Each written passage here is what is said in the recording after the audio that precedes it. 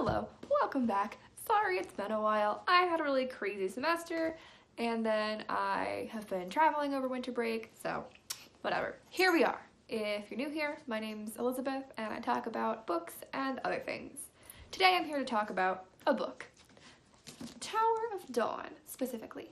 So I know this came out like a year or something ago, and it's kind of old news because Kingdom of Ash came out in October, but this was such an important book that I thought it was, it was worth making a video even though it came out forever ago.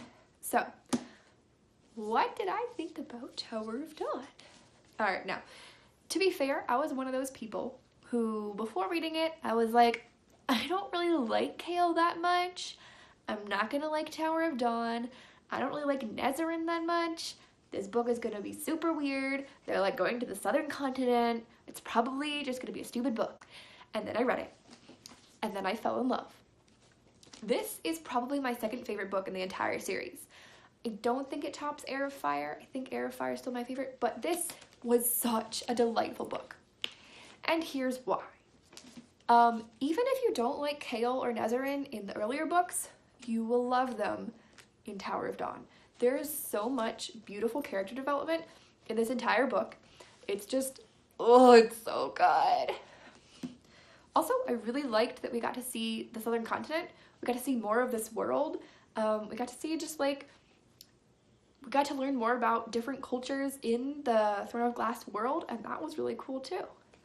Also, it was great that we had some more characters who weren't white, because Sarah J. Maas's books are pretty white for the most part, except for that one character of color that we killed off in book 2.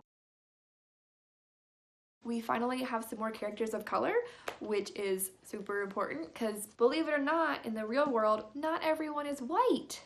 What? So I appreciate getting to see some more diversity in the characters. I love all the new characters that we meet, especially Sartak and Borte. Like, those are my favorites. Sartak and Borte. They're so good. Oh. And I loved getting to see how the whole kingdom had like its own culture and history. They have like the Rooks, and they have the Riders, and they have like all their own culture and ideas and religion, and it's just really cool to see like a different side of the world that we don't get to see so much. Okay, from now on there will be spoilers, so if you haven't read the book yet, go read it, come back, we'll chat. Also, you definitely need to read this before you read Kingdom of Ash. I thought that maybe I could just skip it because it's like the weird novella book, but no, you need to read it. It's really important. And it has a lot of cool plot stuff. For the most part, I really enjoyed this book and I absolutely loved it, but there were a couple things I disliked. So I'm going to talk about my couple of critiques, and then I'll talk about everything that I loved. Okay? Alright, so my first critique. This was originally going to be a novella, and I could kind of feel that in a couple of the scenes. There were just a couple times when I was reading where I was like, okay, Sarah, this is just a little bit lengthy. You could have trimmed it up a bit. Or just a couple extra scenes that I thought we didn't really need to further the story, and that maybe were just added to make this into a full-length novel instead of just being a novella. I do think that the story is a little bit too much to be a novella, but I don't think it needed to be quite this long. And I don't know if there's like a happy medium. Could we just get a shorter book? I mean, it's already shorter than a lot of them in this series, so I don't know. And again, this wasn't a lot. It was just a couple moments where I was like, I could tell that you had a novella-sized idea that you just needed a little bit more room to flesh out. And the result is that it's just a little bit wordy, or like, I don't know. I just wanted to edit it down a little bit. The other critique I have is more of a Throne of Glass series critique, but it definitely comes into play in this book. So, how do I say this? Every single character in the Throne of Glass series is perfectly partnered up with another character that they fall in love with, and everything is happily ever after when they finally get together. And, a little romance in books doesn't bother me. I kind of enjoy it sometimes. But in Sarah's books, every single character is partnered up with another character. And there's just like pair after pair after pair after pair of characters getting together. And after like the 5th pair of characters, I'm kind of just like, really? Like, believe it or not, Sarah, single people exist in real life. So it just feels kind of unrealistic. Like, could we have a Sarah J. Maas book with a little bit less romance? I guess it wouldn't be a Sarah J. Maas book anymore then. Anyways, I just felt like this series, literally every single character is paired up with another character. Name me a major character that doesn't have a partner. I'll wait. And like, I absolutely love the relationships in this book. I think they're really beautiful, healthy, just charming relationships. Okay, I ship all the ships. I'm a fangirl. I love Rowan, and don't get me wrong, I'm a huge fangirl. I ship all of the ships. But at this point, I'm like, really, Sarah? Did you need to add 2 more ships? You already have a whole armada. Related to that, I don't like how every character goes through their emotional journey, like their emotional growth or their character development or their healing, and they either do that growth with their significant other, or they do that growth and then they're rewarded with a significant other. So case in point, Selena, or Aelin, when she does all of her healing and growing in Heir of Fire, she does it with Rowan. And then after she does all that healing, she is rewarded with Rowan as her boyfriend, husband, mate, you know? Or Kale, as he goes through his own emotional healing, he's rewarded with Irene as a wife. And like, yes, Aelin does her own healing. And yes, Kale does his own healing. But they don't do it alone. They do it with their significant other. And yes, in real life, your significant other can really help you grow and heal and work through your trauma. And in real life, we do often do our growing with the help of our friends and our loved ones and our family, and sometimes our significant other. But in real life, it's not like a 1-to-1 ratio of as soon as you go through your emotional healing, you get a boyfriend. And I think that's a really dangerous thing to write into books over and over and over again. And I see it over and over and over again in the Throne of Glass series. And I saw it 2 more times in this. Nezarin gets some self-respect, she gets Sartak. Kale grows as a human and heals from his trauma, he gets Irene. And I just feel like that's a dangerous thing to put into books because it teaches young teenage girls that if they'll just go through their emotional healing, they'll get a boyfriend. And that like the reward for doing the work of healing is to get a boyfriend, which that's not the reward. The reward to doing your emotional healing and growing is that you're a better person and you've worked through your trauma and you can have a happier, more fulfilled life. A boyfriend is separate from that. Wow, I feel really strongly about this. Also, it would just be nice to have a couple characters in this book who are single. Okay, those are my 2 critiques. Now let's get on to the long list of things that I loved about this book. First of all, I loved how it tied in to Assassin's Blade. Like, I remember really enjoying Assassin's Blade, but then in this book, when we got to meet some of those characters again, I was like, it's Irene! And I love how it ties in that Aelin's one act of kindness in Assassin's Blade made Irene be able to journey to the Torre and become a healer and meet Kale and help him on his emotional journey and fall in love with him. Like, Aelin's one act of kindness had such an impact on Irene, and therefore it had an impact on Kale. And get this, Aelin's one act of kindness impacted Irene so that Irene can get a whole boatload of healers and bring them back and help Aelin in the war. Like, that's so cool. I felt like that was such a cool theme woven throughout the book, was like one act of kindness. That's all it takes, and it can change everything for someone's life or for the fate of your entire world. Oh, it was so cool. I also really, really just loved seeing Kale heal and getting to see him work through his emotional trauma and work through all the crap that he's been through, because let's be honest, Kale isn't the greatest character, but he's also been through a lot, so give him a break. I loved getting to see him realize that he can still be a person and still be a man, even if he's disabled. Doggo! I also really enjoyed that we had some disabled rep. Like, we never get disabled rep in fantasy books, so that was really cool to see. Also, I think it was really important that it wasn't like Kale goes to the Torre and magically gets healed and he's all better. I actually really enjoyed that he's still disabled at the end of the book. Like, he's better, he can walk some, and most days he'll be fine, but some days he might need to use a cane, or might use a wheelchair, or have to ride with special braces on his horse.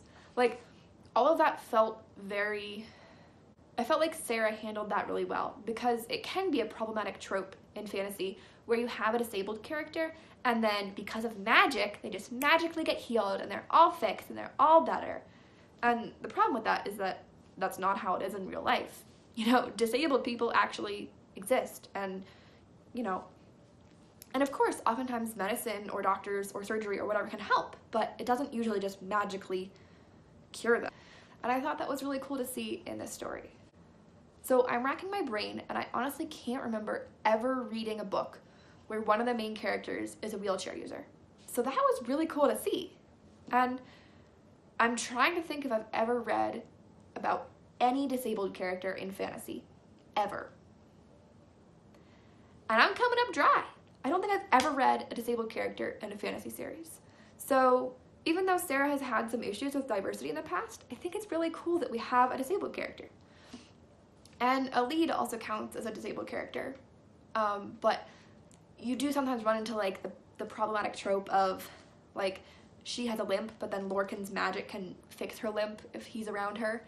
And so that's kind of maybe playing into the problematic trope. But I do appreciate that she's also a disabled character. Like, we have 2 disabled characters in this series. Wow, what? That's crazy. And finally, I really, really loved Nezarin in this book. I loved getting to know her better, getting to see her grow as a person, and I especially loved that she realized she was worth more than how Kale was treating her. There's this line in the book where she says she did not want to be a consolation prize. Oh, that hit me. I was like, yes, girl, yes. Because I see a lot of people settling in relationships who are willing to be someone else's second best or second choice. And I love the moment when Nezarin realizes she does not want to be somebody's second choice. She doesn't want to be a consolation prize. She's worth more than that. And I love getting to see her like realize that and realize that she deserved more. Ugh, that was so good. Ugh. And I love her and Sartak's relationship. Sartak is such a good person. I love him so much. Also, I need more Borte in my life. Can Sarah just write like a spin-off series about Borte?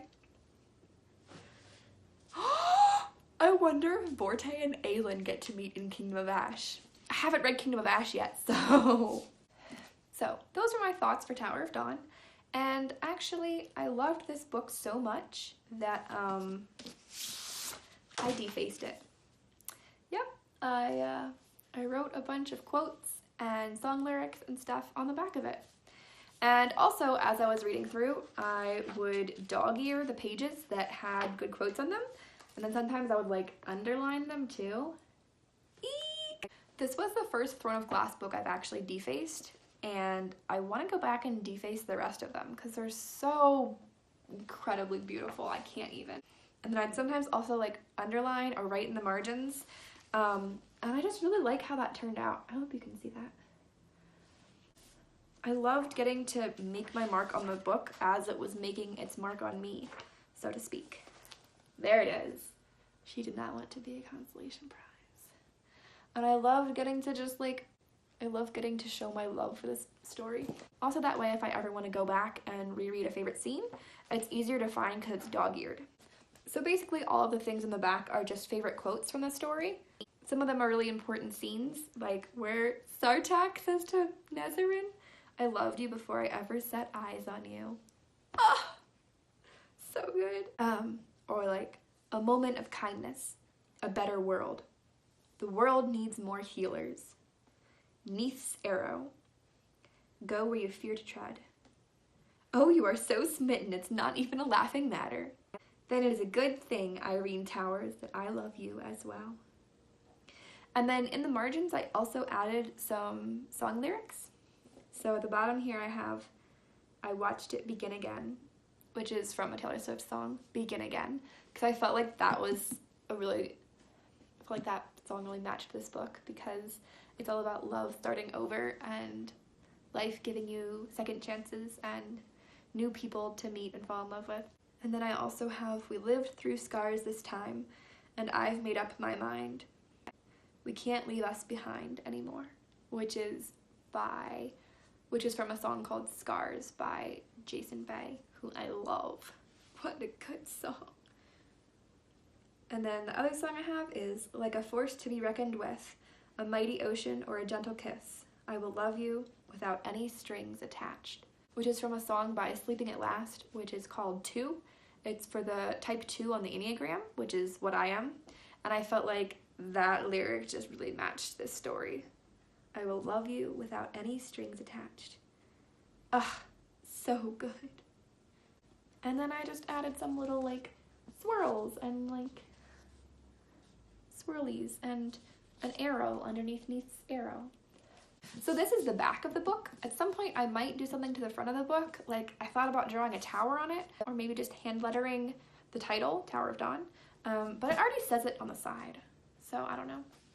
If you're wondering what I used the gold and silver Sharpies. They show up amazingly on black books like this, and I really love how they match the shiny Tower of Dawn.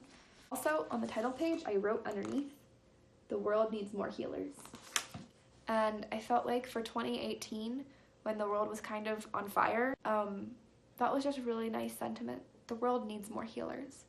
We need more people like Irene who are willing to go and not just help people heal physically, but also help them heal emotionally from whatever they've been through. We need more people like Sartak who are willing to set aside their kingdom for the person they love and fight for their kingdom. We need more people like Kale who are willing to actually process through their trauma and come out on the other side a better person because of it. We need more people like Nezarin who are fearless and courageous and are willing to take new chances and are also willing to appreciate their own worth as a human. We need more people like Borte who are willing to hit people with spoons. Ugh, this was one of my favorite books of 2018. I loved it so much. Alright, those are all of my thoughts. Let me know what you thought in the comments, if you read it, what you thought of it, and also what do you think of me defacing my copy and writing all over it. And I will hopefully see you again in another video. Bye! Like a